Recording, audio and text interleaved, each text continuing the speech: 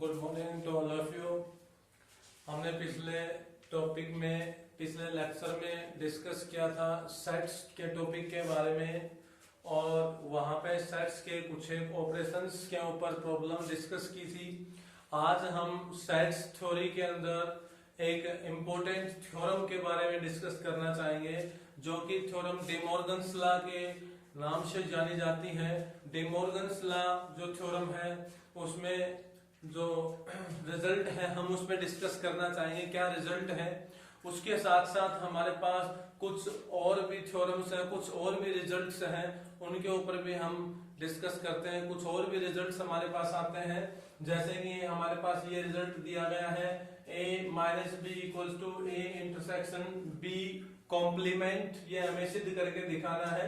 इसके बाद में a यूनियन b और minus C equal to A minus B union B minus C, ये भी हमें सिद्ध करके दिखाना है। And this is also equal to this, इनको भी हमें इक्वल टू प्रूव करके दिखाना है। हमारे डे मॉर्गन्स लॉ क्या कहती है? डे मॉर्गन्स लॉ ये कहती है कि अगर आपके पास कोई दो सेट है ए और बी, दोनों का यूनियन लेके अगर हम उनका कॉम्प्लीमेंट ले तो वो इसके बराबर होता है A complement intersection B complement. यानी कि यहाँ पर अगर यूनियन है तो उसका साइन चेंज होके इंटरसेक्शन हो जाएगा और दोनों का कॉम्प्लीमेंट ले लिया जाएगा। इसी तरह से ये भी डे मॉर्गन्स लॉ का रिजल्ट होता है। अगर ए इंटरसेक्शन बी कॉम्प्लीमेंट हो तो इंटरसेक्शन की जगह पे आपका यूनियन हो जाएगा, ए कॉम्प्लीमेंट अलग से और बी कॉम्प्लीमेंट अलग से हो जाएगा। रिजल्ट आपके पास यहाँ पे दो है, दोनों रिजल्ट सेम थिंग है दोनों में ही, बस थोड़ा सा इतना फर्क है कि यहाँ यूनियन की जगह पे इसमें इंटरसेक्शन है। तो मैं आपको फर्स्ट पार्ट को सोल्व कर रहा हूँ, फर्स्ट पार्ट का प्रूफ बताऊंगा और इसका प्रूफ देखिए क्या होगा हमारे पास। पार्ट नंबर फर्स्ट में देखिए यहाँ पे इसका प्रूफ आएगा अपने पास। देखिए हमें यहाँ पे इन दोनों साइड्स को बराबर सिद्ध करना है। ये ए यूनियन बी का कॉम्प्लीमेंट है और equal to A complement intersection B complement. यहाँ पे बीच में इक्वल टू का साइन हमें सिद्ध करना है। एक सेट इधर है और एक सेट इधर है सॉरी, एक सेट इधर है एक सेट इधर है, दोनों सेटों को हमें बराबर सिद्ध करना है, इक्वल सिद्ध करना है। देखिए लेफ्ट साइड और राइट साइड हमें इक्वल सिद्ध करनी है। यहाँ पे ये लेफ्ट साइड है ये राइट साइड है, दोनों को इक्वल सिद्ध करना है। तो इसका तरीका ये होता है कि जो पहला सेट है इसको आप सबसेट दिखाइए दूसरे सेट का और दूसरे सेट को सबसेट दिखाइए पहले सेट का। ये हम पहले आपको स्टार्टिंग में बता चुके हैं जब हमने डिस्कस किया था इक्वलिटी ऑफ सेट्स के बारे में कि दो सेट इक्वल कब होते हैं। ए और बी दो सेट है तो वो बराबर कब होते हैं? कोई सेट दो ए और बी हमारे पास गिवन है, दोनों को बराबर सिद्ध करना हो तो इसके लिए हमें दो प्रॉपर्टी सिद्ध करनी पड़ेंगे, दो रिजल्ट प्रूव करने पड़ेंगे कि ए सबसेट होना चाहिए बी का और बी सबसेट होना चाहिए ए का। यदि ये दोनों रिजल्ट प्रूव हो जाते हैं तो इन दोनों के कॉम्बिनेशन हम कह सकते हैं ए और बी क्या होंगे? बराबर होंगे। तो ध्यान रखिए इस बात का, कभी भी अगर हमें दो सेटों को इक्वल सिद्ध करना हो, दो साइडों को इक्वल सिद्ध करना हो इस तरह की थ्योरम्स में, इस तरह के रिजल्ट्स में, तो हमें पहली साइड को सबसेट दिखाना है दूसरी साइड का और दूसरी साइड को सबसेट दिखाना है पहली साइड का। तो इसी के अवेज में हम यह करना चाहेंगे, हमें क्या प्रूव करना पड़ेगा? देखिए यहाँ पे sorry, we have to prove that, हमें यहाँ पे भी सिद्ध करना पड़ेगा। क्या सिद्ध करना पड़ेगा? कि ए यूनियन बी का कॉम्प्लीमेंट है वो सबसेट होना चाहिए A complement intersection B complement का। एक पार्ट तो हमें ये सिद्ध करना होगा, दूसरा पार्ट ये करना होगा कि ये वाला जो हिस्सा है ये सबसेट होगा इसका, यानी कि A complement intersection B complement is subset of A union B complement whole complement. हमें ये दोनों पार्ट सिद्ध करने पड़ेंगे। इन दोनों पार्ट्स को जब हम सिद्ध कर देंगे तो उन दोनों के मर्ज होने पे हम कह सकते हैं कि ये वाला हिस्सा बराबर हो जाएगा इस वाले हिस्से के, left side equal to right side हो जाएगा। तो हम इन दोनों पार्ट्स को सोल्व करेंगे। इसको मैं फर्स्ट पार्ट का नाम देता हूँ, इसको मैं सेकंड पार्ट का नाम देता हूँ। तो फ्रॉम फर्स्ट पार्ट से मैं यहाँ पे लिखना चाहूंगा, मेरे को ये लेफ्ट वाला पार्ट है ये सबसेट दिखाना है इस पार्ट का, यानी जो एलिमेंट यहाँ है वो एलिमेंट यहाँ पे भी मेरे को सिद्ध करना पड़ेगा। जो एलिमेंट इस लेफ्ट साइड में है वही एलिमेंट यहाँ मेरे को सिद्ध करके दिखाना है। तो मैं यहाँ पे एलिमेंट अज्यूम कर लेता हूं, लेट एनी एलिमेंट x, कोई एलिमेंट x मेरे पास है और वो यहाँ पे है, यानी इस सेट के अंदर है, A यूनियन B के कॉम्प्लीमेंट में है, A यूनियन B के कॉम्प्लीमेंट में है कोई एलिमेंट x। अब कोई एलिमेंट x कॉम्प्लीमेंट में बिलोंग करता है किसी सेट के कॉम्प्लीमेंट में बिलोंग करता है, तो वो उस सेट के अंदर नहीं होता है। देखिए ये बात भी हम पहले बता चुके हैं। जैसे कि हमारे पास कोई सेट A है, कोई भी सेट A है हमारे पास, यहाँ देखिए A सेट है कोई भी और एक उसका कॉम्प्लीमेंट है। कॉम्प्लीमेंट को ऊपर C भी से लिख सकते हैं या ऐसे भी लिख सकते हैं। कोई सेट A है और एक उसका कॉम्प्लीमेंट है, इन दोनों का जो इंटरसेक्शन होता है वो फाई होता है। यानी कि जो एलिमेंट A में है, कोई एलिमेंट है जो A के अंदर है, तो वो A कॉम्प्लीमेंट में नहीं होगा, और अगर कोई एलिमेंट A कॉम्प्लीमेंट में है तो वो A में नहीं होगा। इसका मतलब, कहने का मतलब ये हुआ, कोई भी सेट हो, चाहे वो A हो, चाहे B हो, चाहे C हो, चाहे D हो, एनी सेट, अगर वो उस सेट के अंदर है, A सेट में है, तो वो उसके कॉम्प्लीमेंट में नहीं है एलिमेंट। अगर वो एलिमेंट B सेट में है तो वो B सेट के कॉम्प्लीमेंट में नहीं होगा। ये बात हमें ध्यान में रखनी पड़ेगी, इसको हमें याद रखना पड़ेगा, इस प्रॉपर्टी को, फॉर्मूले को, इस रिजल्ट को, कि कोई भी सेट होता है अगर उसका इंटरसेक्शन हम उसी के कॉम्प्लीमेंट के साथ लेते हैं तो वो फाई होता है। कहने का मतलब ये होगा यहाँ पे कि अगर x इसके कॉम्प्लीमेंट में है तो x जो एलिमेंट है वो बिलोंग नहीं करेगा A यूनियन B के अंदर, नहीं होगा। x एलिमेंट है वो इस सारे के कॉम्प्लीमेंट में है, जब कॉम्प्लीमेंट में होता है तो इस A यूनियन B के अंदर नहीं होगा, एक ही जगह पे होगा, वो या तो कॉम्प्लीमेंट में होगा या सेट A में होगा, दोनों का इंटरसेक्शन फाई होता है। अब देखिए जब x बिलोंग नहीं करता है A यूनियन B में, तो फिर x बिलोंग नहीं करेगा इन दोनों के इंटरसेक्शन में भी। देखिए ये थ्योरम्स है, ये रिजल्ट्स है, इनमें हमें डीपली जाना पड़ेगा, डीपली नॉलेज होनी चाहिए, पीछे का बेस हमारा क्लियर होगा तभी हम कर पाएंगे। तो यहाँ पे देखिए जब कोई एलिमेंट यूनियन में नहीं है, यानी सेट A और सेट B को मर्ज करके हम यूनियन बनाते हैं, जब उसके अंदर ही नहीं है कोई एलिमेंट तो A और B के कॉमन में कहां से आएगा? जब यूनियन में नहीं है तो कॉमन में तो होगा ही नहीं। तो हम यहां से क्या कह सकते हैं, x is not belong to A, x A में भी नहीं है, और यहाँ पे ये निशान हमारा इंटरसेक्शन का है तो इसको हम एंड से लिख सकते हैं, x is not belong to B, x B में भी नहीं है, यानी x A में भी नहीं है and x is not belong to B। अब x देखिए A के अंदर नहीं है तो मैं इसको ऐसे कह सकता हूं, अगर x A में नहीं है तो x कहां होगा, A कॉम्प्लीमेंट में होगा, और x यहाँ पे कहां होगा, B कॉम्प्लीमेंट में होगा। और इस बात को मैं ऐसे लिख सकता हूं, x belong to A complement intersection B complement. ये एंड का निशान है, इस वजह से इंटरसेक्शन मैंने लगा दिया, क्योंकि x इसमें भी है, x इसमें भी और बीच में एंड है, तो एंड के हिसाब से इंटरसेक्शन लगा दिया। अब देखिए यहाँ पे हमारे पास क्या था, x कहां पे हम लेके चले थे, लेफ्ट वाले हिस्से में, अब x कहां बिलोंग कर गया, राइट वाले में, इसका मतलब ये वाला हिस्सा आप इसका सबसेट बन गया। देयरफॉर हम कह सकते हैं कि हमारा जो ये वाला पार्ट है A यूनियन B है, इसका कॉम्प्लीमेंट जो होगा वो सबसेट हो जाएगा इसका, A complement intersection B complement. तो ये तो हमारा फर्स्ट वाला पार्ट सोल्व हुआ। अब सेकंड वाला पार्ट देखिए, सेकंड वाला पार्ट क्या कहता है, इसके अकॉर्डिंग देखो, सेकंड वाला पार्ट है वो इसी का कन्वर्सली होगा, कन्वर्सली होगा इसी का, यानी कि यहां से हमें चलना है और एक एक स्टेप हमें यहां पे पहुंचना है। सेकंड वाले पार्ट में ध्यान से देखिए, सेकंड वाला पार्ट ये कहता है कि ये वाला जो सेट है, ये वाला जो सेट है ये सबसेट होगा इसका, यानी अगर कोई एलिमेंट यहाँ है तो वही एलिमेंट यहाँ पे भी होना चाहिए तभी सबसेट बन पाएगा।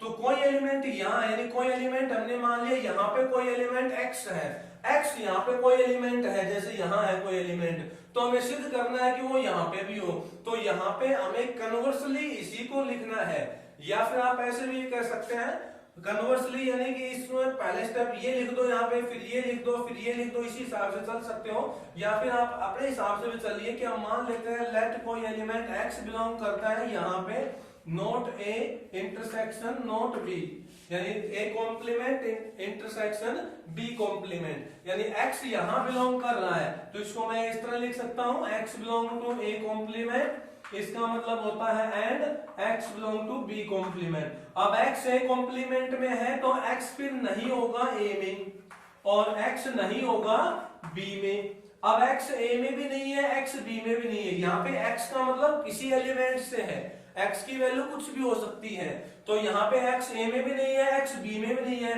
इसका मतलब x उन दोनों के कॉमन में भी नहीं होगा, उन दोनों के कॉमन में नहीं होगा, उन दोनों के कॉमन में नहीं है तो उनके यूनियन में भी नहीं है। x is not belong to A union B, जब कोई एलिमेंट कॉमन में नहीं आ रहा है तो यूनियन में भी नहीं जा सकता। ये हमारे देखिए बेसिक नॉलेज के ऊपर डिपेंड करेंगे ये सारी बातें। जब कोई एलिमेंट दो सेटों के इंटरसेक्शन में नहीं है तो उनके यूनियन में भी नहीं होगा वो। अब देखिए आगे जब वो उनके यूनियन में नहीं है तो उनके यूनियन के कॉम्प्लीमेंट में चला जाएगा, therefore x belong to A union B और सारे का कॉम्प्लीमेंट।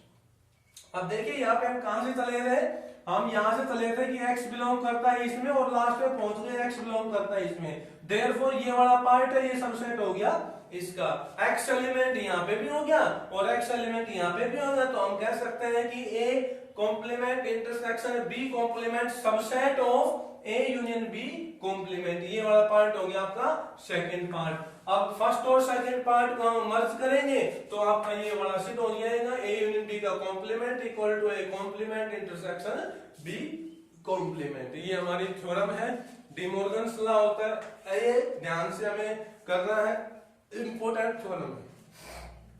दोबारा देखिए हमें ये दोनों पार्ट इसमें सोल्व करने पड़ेंगे। फर्स्ट वाला पार्ट हम लेके चलते हैं, ए यूनियन बी का कॉम्प्लीमेंट सबसेट सिद्ध करना है इसका, फिर ये वाला पार्ट सबसेट सिद्ध करना है इसका। तो हमें ये सिद्ध करना होगा कि यहाँ पे कोई अगर सेट में एलिमेंट है वो एलिमेंट यहाँ पे भी हो, तो हम कोई एलिमेंट यहाँ अज्यूम करके चलते हैं कि x कोई एलिमेंट है वो यहाँ बिलोंग कर रहा है, इसके कॉम्प्लीमेंट में बिलोंग करता है। अब कोई एलिमेंट कॉम्प्लीमेंट में बिलोंग करेगा तो वो उसके सिंपल सेट में बिलोंग नहीं करेगा, तो not belong to A union B. इसके लिए आपको ये ध्यान रखना पड़ेगा, कोई भी सेट होता है उसका उसी के कॉम्प्लीमेंट के साथ इंटरसेक्शन लिया जाता है तो वो फाई होता है, यानी कि कोई एलिमेंट अगर किसी ए सेट में है तो वो एलिमेंट उस ए सेट के कॉम्प्लीमेंट में नहीं होगा, या कोई एलिमेंट ए कॉम्प्लीमेंट में है तो वो उस ए में नहीं मिलेगा, दोनों में से किसी एक में ही होगा वो एलिमेंट। तो यहाँ पे भी आपके पास x एलिमेंट अगर इसमें बिलोंग कर रहा है कॉम्प्लीमेंट वाले हिस्से में तो वो सिंपल पार्ट में नहीं बिलोंग करेगा, बिलोंग नहीं करेगा तो हम इसको कह सकते हैं जब यूनियन में नहीं बिलोंग कर रहा है तो इंटरसेक्शन में भी नहीं आएगा, फिर इंटरसेक्शन में नहीं आएगा तो हम इसको अलग अलग करके लिख सकते हैं ऐसे, अगर ए के अंदर नहीं है तो वो ए कॉम्प्लीमेंट में होगा, क्योंकि ये ए में बिलोंग नहीं करता है तो वो ए कॉम्प्लीमेंट में बिलोंग करेगा, एक जगह पे तो होगा ही वो, या तो ए में होगा या ए कॉम्प्लीमेंट में होगा, यहाँ पे भी वही बात लगानी है फिर आपको, फिर यहाँ दोनों को फिर कंबाइन करके लिख दिया हमने। ऐसे हमारा ये दूसरा पार्ट है, दूसरे पार्ट में हमने यहाँ से चलना है, बस यहाँ से चलना है, वही स्टेप दोबारा से कन्वर्सली लिखने हैं बस। इन दोनों पार्ट्स को जब हम मर्ज कर देंगे तो हमारा ये पार्ट सिद्ध हो जाएगा डी मॉर्गन्स लॉ का।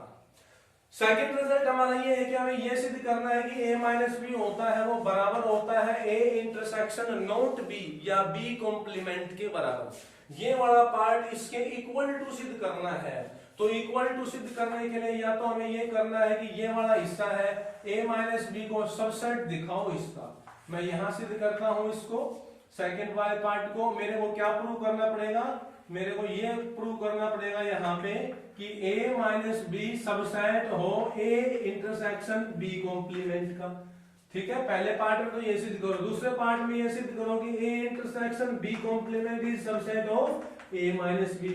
जब ये दोनों इससे प्रूव होंगे तभी हम इन दोनों को इक्वल कह सकते हैं, इन दोनों को इक्वल कब कह सकते हैं, जब ये वाला हिस्सा सबसेट हो जाए इसका और ये वाला हिस्सा सबसेट हो जाए इसका। ये हम क्यों कह रहे हैं, क्योंकि दोनों तरफ हमारे पास सेट है, ये भी एक सेट है, ए और बी को जब आप घटाओगे तो एक सेट आएगा, ए इंटरसेक्शन बी कॉम्प्लीमेंट लेंगे तो भी एक सेट आएगा, और दो सेट आपस में कब बराबर होते हैं, जब इनमें ए सबसेट हो बी का और बी सबसेट हो ए का। ये प्रॉपर्टी हम यहाँ पे यूज कर रहे हैं, ये रिजल्ट हम यहाँ यूज कर रहे हैं कि दो सेट बराबर कब होते हैं, जब उन दोनों का आपस में सबसेट की प्रॉपर्टी बनी हुई हो, ए बी का सबसेट हो, बी ए का सबसेट हो। तो उसी तरह से लेफ्ट साइड है वो सबसेट हो राइट साइड की, राइट साइड सबसेट हो लेफ्ट साइड का। ये दो पार्ट है, लेकिन होते हैं दोनों कन्वर्सली। एक अगर आपने सिद्ध कर दिया तो दूसरा उसका कन्वर्सली होता है। अब ये वाला पार्ट मैं सिद्ध करना चाहूंगा, a माइनस बी सबसेट है इसका, यानी कि a माइनस बी के सारे एलिमेंट यहाँ होने चाहिए। तो a माइनस बी के अंदर मैं कोई एलिमेंट x मान लेता हूँ, कोई एलिमेंट x है वो a माइनस बी में है। अब a माइनस बी का हमने डायग्राम बनाया था वहां पे उस दिन कि a माइनस बी क्या होता है। a माइनस बी का मतलब कौन से एलिमेंट होते हैं, जो एलिमेंट a में तो हो लेकिन b में ना हो, वो एलिमेंट हमें लेने पड़ते हैं।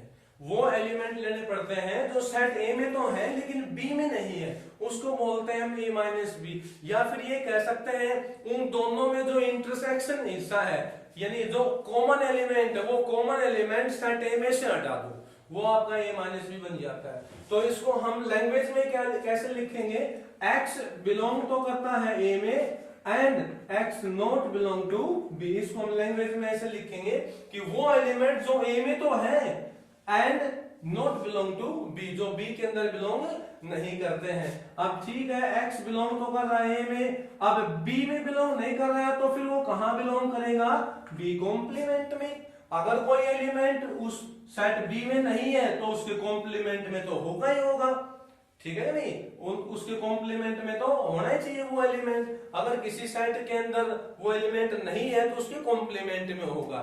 ये बात हम वेन डायग्राम में पहले डिस्कस कर चुके हैं। अब देखिए इन दोनों में हम आगे मर्ज करके लिखना चाहेंगे तो x कहां पे आ गया, a में आ गया एंड b कॉम्प्लीमेंट में आ गया। इसको मैं लिख सकता हूं कि x belong to a intersection b complement. और शायद मेरे को यही दिखाना था इसमें कि a minus B subset of a intersection b complement हो गया। अब ये वाला पार्ट सिद्ध करना है तो ये तो इसका कन्वर्सली है, यानी इसका उल्टा है। आप यहां से लिखने लगोगे और यहाँ पे वापस पहुंच जाओ तो ये अगला पार्ट हो जाएगा आपका सिद्ध। और दोनों पार्टों को मर्ज करने पे हमारा ये प्रूव हो जाएगा कि a minus B subset a minus B बराबर होता है a इंटरसेक्शन b कॉम्प्लीमेंट। ये आपका क्वेश्चन नंबर सेकंड यानी प्रॉपर्टी या सेकंड रिजल्ट बन गया आपका। इसके बाद मैं थर्ड की बात करता हूं। थर्ड वाले में देखिए, थर्ड वाले में हम यहाँ पे अब डायरेक्ट यूज करेंगे पीछे वाले रिजल्ट्स को। जो हमारा थर्ड रिजल्ट है, थर्ड रिजल्ट ये कहता है कि a union b minus C बराबर हो a minus B union b minus C के। ये रिजल्ट हमें सिद्ध करना है।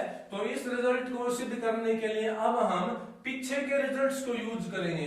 हो सकता है डिमॉर्गन्स लॉ को भी यूज किया जाए, हो सकता है a माइनस बी को भी हम यूज करें, ठीक है। तो पीछे के रिजल्ट्स को यूज करते हैं। देखिए a यूनियन b माइनस सी, अगर मैं a यूनियन b को, इस पूरे a यूनियन b को मैं a मान लेता हूं और इस c को मैं b मान लेता हूं, तो ये प्रॉपर्टी हम यूज कर सकते हैं। a माइनस बी बराबर ये होता है a इंटरसेक्शन b कॉम्प्लीमेंट के। तो ध्यान से देखिए फिर से, अगर मैं इस a यूनियन b को a मान लेता हूं, इस a यूनियन b को मैं a मान लेता हूं और c को मैं b मान लेता हूं, तो ये आपकी लेफ्ट हैंड साइड क्या बनेगी। देखिए मैं LHS लेके चलूंगा यहाँ पे। LHS में देखिए a यूनियन b को मैं a मान लेता हूं और b को और c को ये आपस में कंपेयरिंग करेंगे तो इसके अकॉर्डिंग ये वैल्यू बराबर होती है a इंटरसेक्शन b कॉम्प्लीमेंट के। तो a की जगह पे मेरे को लिखना है a यूनियन b, तो a की जगह पे मैं लिखूंगा a यूनियन b, ठीक है। इंटरसेक्शन अब b c ये दोनों कंपैरिजन में है तो इंटरसेक्शन c कॉम्प्लीमेंट, ये वैल्यू इसके बराबर हो जाएगी। ध्यान से देखिए मैं प्रॉपर्टी नंबर सेकंड को यूज कर रहा हूं यहाँ पे, यूजिंग सेकंड या using result second. Second result को यूज किया मैंने यहाँ। a माइनस बी होता है वो a इंटरसेक्शन नॉट b होता है, यानी b कॉम्प्लीमेंट कह दो। तो a की जगह पे यहाँ पे अब की बात हमारे पास a यूनियन b है, तो a की जगह पे आप a यूनियन b लिख दो, b की जगह पे आप c कर दो, तो b की जगह पे c कर दिया बस। अब आप यहाँ पे ऐसे करो, इस c कॉम्प्लीमेंट को अंदर ले आओ, तो इस a के साथ अंदर लेके आओ तो a इंटरसेक्शन c कॉम्प्लीमेंट हो गया, बीच में यूनियन लगा दो, फिर a और इंटरसेक्शन सी कॉम्प्लीमेंट। यानी जो ये इंटरसेक्शन और सी कॉम्प्लीमेंट है ना, ये इंटरसेक्शन सी कॉम्प्लीमेंट, ये दोनों के साथ ऐड करना पड़ेगा आपको, यानी दोनों के साथ लिखना पड़ेगा। ए का इंटरसेक्शन सी कॉम्प्लीमेंट के साथ करो, फिर ये यूनियन लगाओ, फिर बी का इंटरसेक्शन सी कॉम्प्लीमेंट के साथ कर दो। अब इसका मतलब देखिए क्या हुआ, यानी कि कोई एलिमेंट ए में है इंटरसेक्शन सी कॉम्प्लीमेंट, इसका मतलब यहाँ पे क्या होगा, ये आपको प्रॉपर्टी यूज करनी पड़ेगी, फिर दोबारा यही बन रही है, देखो ध्यान से, A intersection C complement, A intersection B complement की प्रॉपर्टी होती है ए माइनस बी, तो ये आपकी हो जाएगी ए minus C.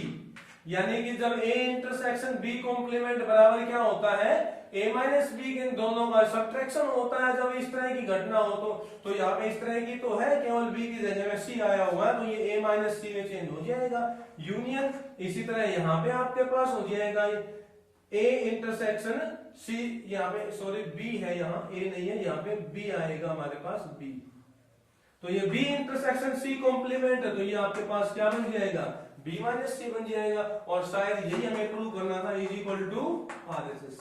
This is the shortest way, ये सबसे छोटा तरीका है सोल्व करने का। इसके अलावा अगर हम x मान के चलेंगे तो बहुत ही लेंथी तरीका हो जाएगा, समझ में भी नहीं आ पाएगा। तो सबसे शॉर्टेस्ट तरीका हमें केवल 3 लाइनों का ये है, और इससे आसान तरीका नहीं हो सकता। आपको ये प्रॉपर्टी सेकंड यूज करनी है, 2 बार यूज करनी पड़ेगी।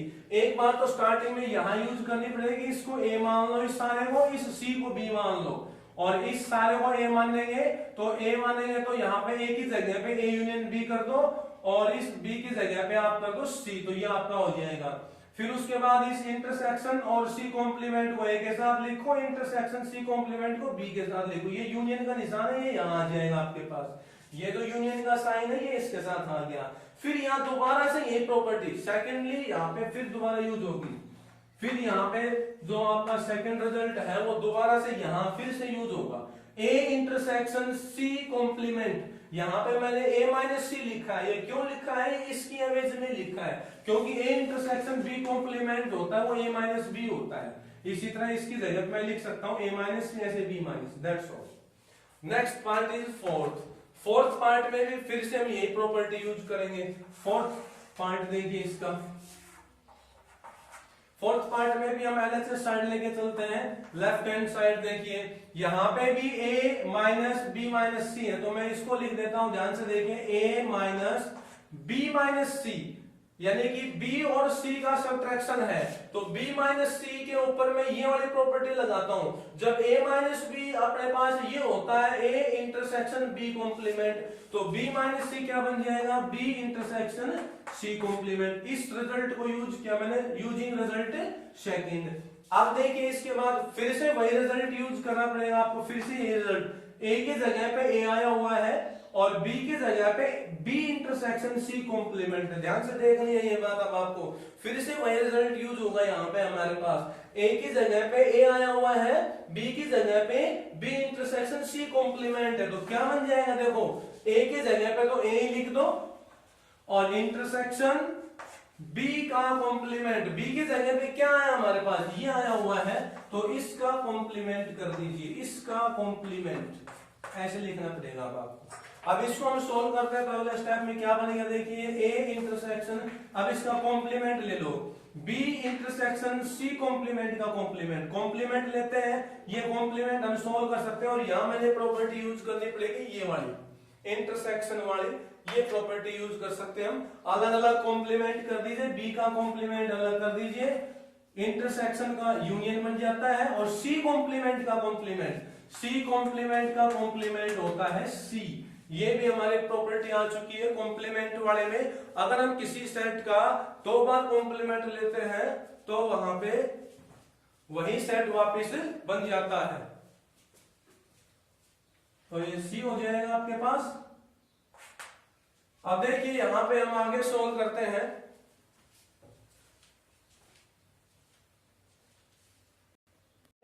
एलएचएस साइड हम लेके चल रहे हैं, तो एलएचएस साइड में हमारे पास ये था a माइनस बी माइनस सी, तो b माइनस सी में मैंने ये प्रॉपर्टी यूज की, इसके अकॉर्डिंग मैंने लिख दिया यहाँ पे b इंटरसेक्शन c कॉम्प्लीमेंट। फिर दोबारा से मैंने यही प्रॉपर्टी दोबारा यूज की, देखिए a की जगह पे a है और बी की जगह पे आपको यूज करना है बी इंटरसेक्शन सी कॉम्प्लीमेंट। इस बी की जगह पे यूज करना है बी इंटरसेक्शन सी कॉम्प्लीमेंट। तो देखिए ए की जगह पे तो मैंने ए लिखा, यहाँ पे भी ए दिया हुआ है, यहाँ पे ए लिखना है, और बी की जगह पे आपको यूज करना है बी इंटरसेक्शन सी कॉम्प्लीमेंट। तो इस बी की जगह पे हम लिखेंगे बी इंटरसेक्शन सी कॉम्प्लीमेंट, और फिर इसका कॉम्प्लीमेंट है तो डबल कॉम्प्लीमेंट हो गया। अब कॉम्प्लीमेंट को अंदर ले आएंगे तो बी का कॉम्प्लीमेंट इंटरसेक्शन का यूनियन हो जाएगा, सी कॉम्प्लीमेंट का कॉम्प्लीमेंट सी हो जाएगा। अब ये ए इंटरसेक्शन इसको आप अंदर ले आओ, इसको अंदर लेके आएंगे तो यहाँ पे आ जाएगा ए इंटरसेक्शन बी कॉम्प्लीमेंट आपका, और बीच में यूनियन बन जाएगा, और यहाँ पे ए इंटरसेक्शन सी हो जाएगा, ए इंटरसेक्शन सी। अब देखिए यहाँ पे फिर से यही property, A intersection B complement होता है ए माइनस बी के बराबर, तो ये बन गया आपका ए माइनस बी और यूनियन ए इंटरसेक्शन सी। देखिए शायद यही हमारे पास आ रहा था, side A minus B union A intersection C is equal to RHS. तो ये आपका रिजल्ट है, इंपॉर्टेंट रिजल्ट है, हमें इसी तरह से करने हैं, इससे शॉर्टेस्ट तरीका इसका कोई भी नहीं है। Thank you. ओके।